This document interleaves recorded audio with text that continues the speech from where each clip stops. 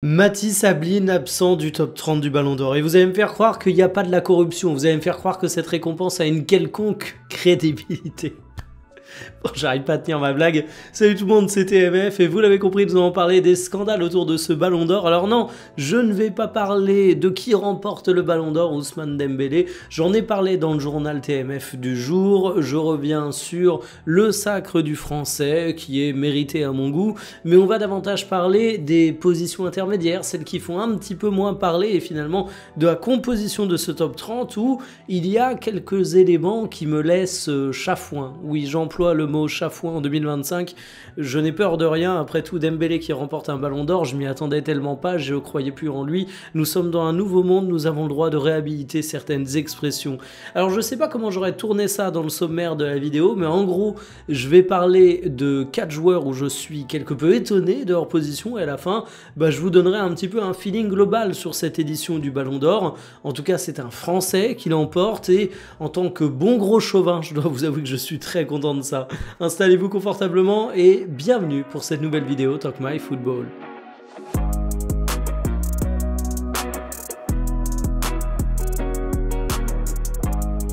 Pedri 11e du Ballon d'Or, c'est sans aucun doute le plus gros scandale selon moi parce que 11e, ça fait quand même relativement loin dans le classement. Pedri, il a fait une année qui est juste sensationnelle. Il a été incroyable de régularité et même dans les mieux classés de ce Ballon d'Or, tous les joueurs ne peuvent pas s'en targuer et ça concerne pas beaucoup de personnes. Être capable de sortir une saison où mois après mois tu es l'élément indispensable de ton équipe, c'est quand même absolument sensationnel. Si on prend par exemple Ousmane Dembélé du côté du Paris Saint-Germain, même les gens, dont moi, qui estiment qu'il mérite son Ballon d'Or, vont te dire que sa première partie de saison, elle n'a pas été aussi en vue. Ceux qui défendent la candidature de Lamine Yamal sont des Barcelonais qui, paradoxalement, parlaient beaucoup plus de Rafinha en première partie de saison. Par contre, il y a un mec qui a été un roc au milieu de la tempête, c'est Pedri. Et Pedri, c'est une belle histoire, un peu à la manière de Dembélé, qui change de statut, qui revient des enfers par rapport à ses blessures. Pedri, à une époque, il n'était pas capable d'enchaîner 3 mois sans avoir une rechute physique. Là, il a eu une stabilité qui lui a permis d'être quasiment tout le temps présent. Il a eu des minutes de jeu à ne plus savoir quoi en faire. Et puis, ça a été la tour de contrôle du FC Barcelone. Moi, je considère que c'est très simple. Pedri est un milieu de terrain qui peut bonifier n'importe quelle équipe. Il y a des milieux de terrain qui ont fait des saisons sensationnelles, mais qui sont des joueurs très situationnels. Pedri, dans les phases sans ballon, dans les phases avec ballon, dans une équipe qui a la possession, dans une équipe qui joue la transition, il trouvera toujours son rôle. C'est un très jeune joueur qui a encore de très nombreuses années au plus haut niveau devant lui et il joue d'ores et déjà comme un mec qui a une expérience phénoménale. Je vais pas y aller par 4 chemins, sa saison elle est parfaite. Donc on peut éventuellement dire qu'il y a de la concurrence, on peut éventuellement dire que du côté du Barça, il y a des joueurs qui ont fait de l'ombre à Pedri, parce que tu peux pas mettre en avant Rafinha, tu peux pas mettre en avant Yamal autant que tu peux mettre en avant Pedri en même temps parce que forcément ça se cannibalise. Mais il y a un moment, j'ai quand même l'impression que le milieu espagnol, c'est un peu le dindon de la farce de cette édition 2025 du Ballon d'Or.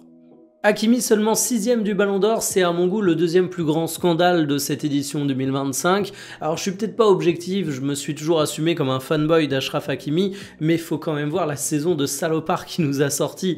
Hakimi, il est latéral droit au Paris Saint-Germain sur le papier, mais en réalité, quand tu regardes l'animation offensive parisienne, tu te rends compte que ça a été un joueur qui était aussi bien un défenseur qu'un attaquant, qu'un milieu de terrain. Je parle de défenseur parce que dans les matchs clés, il a jamais été à la rue. Et moi, j'ai beau être un admirateur d'Hakimi depuis ses débuts, faut quand même reconnaître que, par exemple, à l'époque du Borussia Dortmund, tu voyais en Hakimi un excellent latéral offensif, mais parfois, défensivement, fallait se couvrir un peu parce que tu finissais à poil et tu risquais de prendre froid. Du côté du Paris Saint-Germain, cette saison, Hakimi, il a su verrouiller son couloir. Je parle également de milieu de terrain parce que c'est un joueur qui a été extrêmement influent dans le jeu de possession du PSG. En fait, parfois, le PSG a même penché un petit peu de son côté parce que c'est un latéral qui peut te sortir des matchs où il touche une centaine de fois le ballon. Et c'est d'autant plus fort que quand tu penses à un mec qui touche 100 ballons par match, tu vas imaginer un joueur de possession qui est pas forcément le mec qui a la plus grande mobilité du monde, mais Hakimi, c'est tout l'inverse. Il a une capacité à dévorer les espaces, il a une capacité à faire des allers-retours incessants sur son couloir, et c'est un mec qui a montré qu'il avait une condition d'athlète au sens premier du terme, qui est absolument incomparable avec d'autres joueurs dans le football. C'est le GOAT en la matière. Et puis je vous parlais également d'attaquant, parce que Hakimi, pour un latéral, c'est un mec qui a mis beaucoup de buts, c'est un mec qui a claqué beaucoup de passes décisives, y compris dans des matchs clés, y compris en Ligue des Champions. Donc je sais que le top 5 de ce Ballon d'Or 2025 qui était difficilement accessible, mais si on prend par exemple un Mohamed Salah, ok, saison absolument extraordinaire en Première Ligue, mais en Ligue des Champions, Salah, il n'a pas été exceptionnel au moment où on l'attendait le plus face au Paris Saint-Germain, alors qu'Hakimi, franchement, sur les matchs clés parisiens, j'ai pas grand chose à lui reprocher. Je pense qu'on a l'exemple typique du mec qui souffre de son positionnement, c'est-à-dire que quand t'es latéral droit, évidemment, t'as un plafond de verre par rapport à quand t'es attaquant.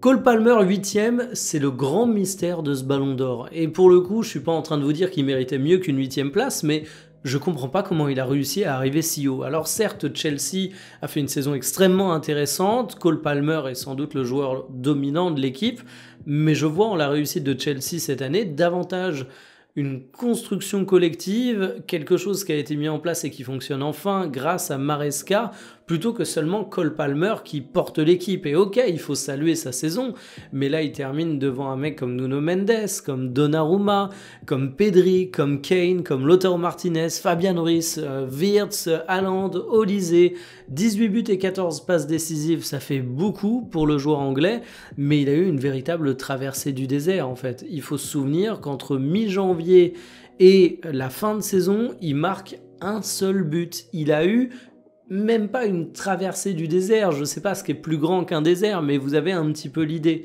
Donc oui, Cole Palmer fait une grande saison, mais franchement, le voir terminer devant Pedri, j'ai juste envie de canner, et je pense qu'il y avait au moins 10 mecs qui méritaient de terminer devant lui et qu'on fait un moins bon classement que Palmer. Fabian Ruiz, 24ème, est-ce qu'on en parle? Il termine derrière Jude Bellingham. Alors j'adore Bellingham, Bellingham, il a fait une saison exceptionnelle pour son arrivée au Real Madrid, mais je pense qu'on est tous d'accord pour dire qu'il est légèrement rentré dans le rang au cours de la deuxième saison. Et puis surtout, ok, Fabian Ruiz sur le papier, c'est pas le mec le plus sexy du monde, c'est peut-être pas un petit jeune qui te fait envie dans ta carrière de FIFA ou de Football Manager parce qu'il va progresser de ouf, mais en attendant, le Fabian Ruiz, il fait une saison de patron. C'est un mec qui a réussi quand même à retourner l'intégralité de la fanbase du Paris Saint-Germain. Il n'était pas apprécié, Fabian Ruiz, il était décrit comme un joueur nonchalant, lent, extrêmement neutre, et si certains vont retourner leur veste en disant qu'ils l'ont toujours défendu, non, Fabian Ruiz n'était pas populaire, et pour autant, il a réussi à faire reconnaître à plein de gens qui se sont trompés, et ça c'est quand même fort, et pour faire ça, il faut quand même réussir à sortir des sacrés matchs, et c'est ce qu'a fait Fabian Ruiz. En fait, Vitinha 3ème classement du Ballon d'Or, je veux bien, parce que Vitinha, il a fait une saison qui est exceptionnelle. Mais si je vous donne quand même le fin mot de mon avis, Vitinha un petit peu plus bas et Fabian Ruiz un petit peu plus haut, parce que oui, Vitinha fait une meilleure saison que l'Espagnol, mais entre Vitinha et Fabian Ruiz, il n'y a pas non plus un monde de différence. Fabian Ruiz, ça a été un joueur qui a été longtemps sous-estimé au cours de cette saison et qui a été présent dans les matchs. Et puis vous savez ce qui est en plus en la faveur de lui, c'est que l'Espagnol a été au niveau avec sa sélection. Et en fait, j'ai vraiment l'impression que le mec a été invisibilisé parce que, au bout d'un moment, t'as quand même beaucoup de joueurs du Paris Saint-Germain qui ont été mis en avant dans ce classement du Ballon d'Or. T'as Dembélé qui le gagne, qui incarne l'attaque. T'as Vitinha qui incarne le milieu de terrain avec sa 3ème place. En 6ème position, tu vas avoir Hakimi pour la défense avec des guillemets. Donc forcément, ça te fait un petit peu ton compte de Parisien dans l'histoire. Mais vraiment, Fabian Ruiz, il sort une saison qui, pour moi, mérite bien mieux que ça. Et du coup, de manière générale, sur ce Ballon d'Or, est-ce qu'il y a des vrais scandales au-delà des petits cas que je vous ai cités et qui me font un effet de poil à gratter?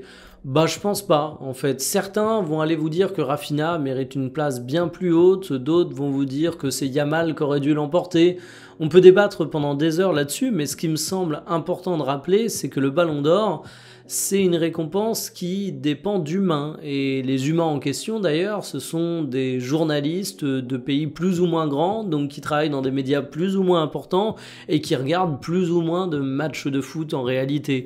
Je vais pas dire que certains votants sont des arnaqueurs, mais franchement, le fond de ma pensée est pas si éloigné que ça. Et du coup, au lieu de crier à la corruption ou au fait qu'il y a une préférence pour tel ou tel joueur, je pense qu'il y a des mecs qui sont pas toujours incritiquable, parce que forcément on a tous nos opinions et nos opinions seront toujours critiquées par quelqu'un, et que en plus de ça, quand t'as pas la possibilité de regarder tous les matchs pour te faire un avis éclairé, bah t'as tendance à aller sur des postes qui sont très en vue, sur des joueurs qui sont très médiatisés, et sur des lieux communs qui font que même quand tu rates une saison, si t'as un gros nom, généralement tu te retrouves assez bien classé dans ce top 30.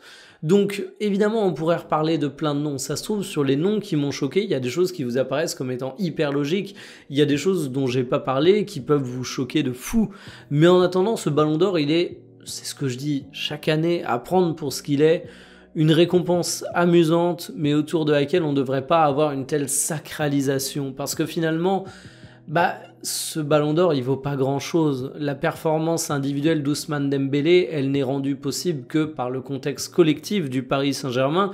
Et je pense que Dembélé, tu le vois bien avec son discours, c'est le premier à le savoir. Je dis pas qu'il mérite pas son ballon d'or, bien évidemment. Il mérite son ballon d'or au même titre que n'importe quel ballon d'or mérite son ballon d'or. Mais une récompense individuelle dans un sport collectif, ça doit davantage amener des commentaires amusés, des petits jeux sur le classement que de vrais scandales d'État comme ce qu'on voit de plus en plus arriver avec cette récompense. Je dirais en plus que c'est d'autant plus vrai pour le top 30 parce que je fais cette vidéo avec des petits points de classement qui m'ont irrité, mais déjà que sur le gagnant du Ballon d'Or, je pense qu'il y a un grand flou. Mais alors quand on va sur la hiérarchie de mecs qui sont situés entre la 5e et la 30e place, alors là, c'est un petit peu le côté Motus, je vais prendre une boule au hasard, je vais sortir un nom et puis basta. Dans tous les cas, on se sera bien marré avec cette récompense. Il y a des dramas, comme d'habitude. Il y a un costume super classe d'Ousmane Dembélé que j'ai envie de souligner pour terminer cette vidéo. C'est une note très légère, mais je pense que ça résume bien ce que je pense du Ballon d'Or. Sur ce, je vous dis à demain pour une prochaine. Salut!